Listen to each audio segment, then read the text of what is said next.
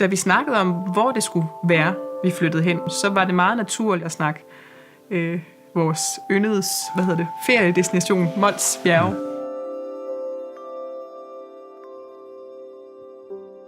På en måde var det et meget nemt valg. Som sagt havde jeg stiftet bekendtskab med Mols Bjerge under min uddannelse, og så havde jeg en veninde fra biologi, der flyttede herud. Ja. Og som vi startede med at besøge en enkelt weekend. Det var sgu meget hyggeligt, og ungerne nød det, og det var fedt. Og så blev det til endnu en weekend. Weekenden blev også til uger. Vi havde faktisk lidt en følelse af at komme hjem, når vi tog på weekend og tog på ferie.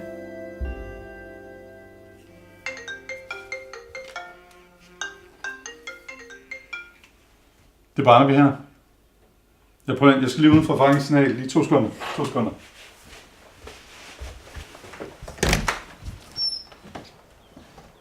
Hallo? Fuck, man.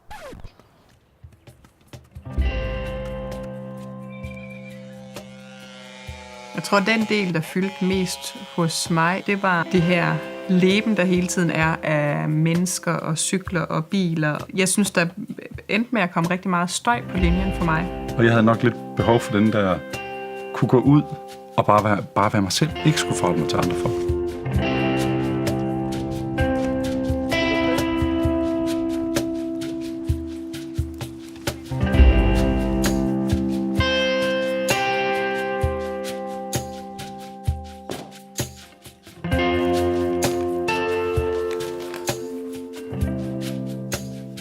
Du har bekymret dig mere i forhold til hver vores arbejde, end jeg har.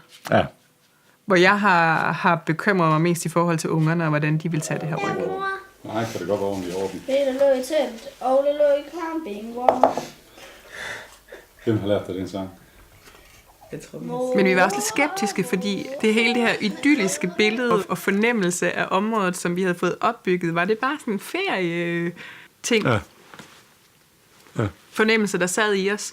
Hvordan ville det være at bo her til hverdag? Det var sådan lidt...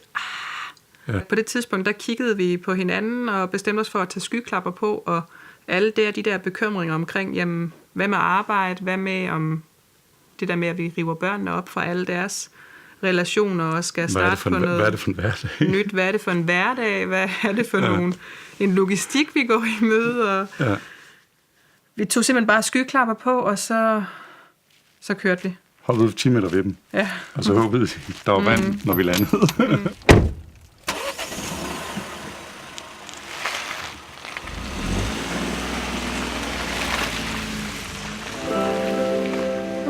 Det var også bare det med hverdagsaktiviteterne, og vi vidste det jo godt. Der er faktisk nærmest samme tilbud, som vi havde i byen et eller andet sted, ikke? Men man skal bare køre lidt længere. Man skal bare køre lidt længere, og man skal køre hver sin retning efter dem, ikke? Bare i forhold til indkøb, ikke? Vi har lige skulle lægge os i scenen for ligesom at planlægge de der ugentlige indkøb og udnytte kummefryser i kælderen. Kummefryser. Så ved man, at der flytter til Jylland, ikke? Der gik ikke ret lang tid, så fik vi skiftet min søndags damecykel med lav indstigning og 3 gear ud med en mountainbike. Som du overhovedet ikke gad have i starten. Som jeg nægtede et hvert kendskab til i starten, men som jeg nu elsker at køre rundt på.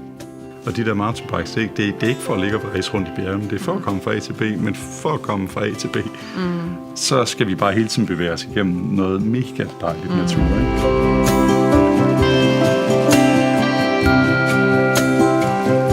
Altså Sebastian elsker de der morgener, hvor han sådan siger, vi kører lidt før, far. Morgen, hvor vi kommer cyklerne ned, og så ned i en dal, der ligger der en rød glente, og ligger nok og jagter et eller andet, ikke? Og vi cykler nedad, og den øjner os og prøver at cykle opad, og på et tidspunkt, så ligger den der kæmpe fugl med det der nærmest 2 meter vingefang lige foran os, ikke? Og igennem skoven der. Og det er bare sådan en almindelig morgen på vej i skole, ikke? Alma har egentlig været begejstret for det fra dag 1, altså. Jeg kan stadigvæk huske hendes beskrivelse af det der med, at man vågner om morgenen, og så kigger man ud, og så tror man, det er en drøm, og så finder man ud af, at det er ikke en drøm, det er her, jeg bor.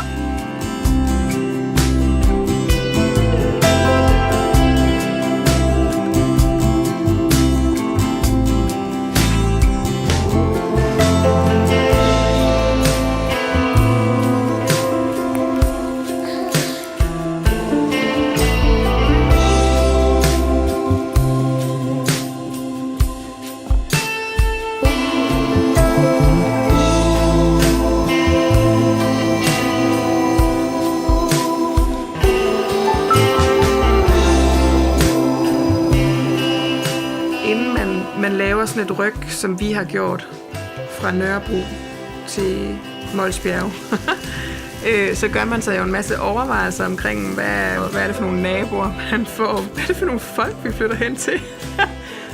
Man ved jo, hvad man har, men man ved ikke rigtig, hvad det er, man flytter hen til.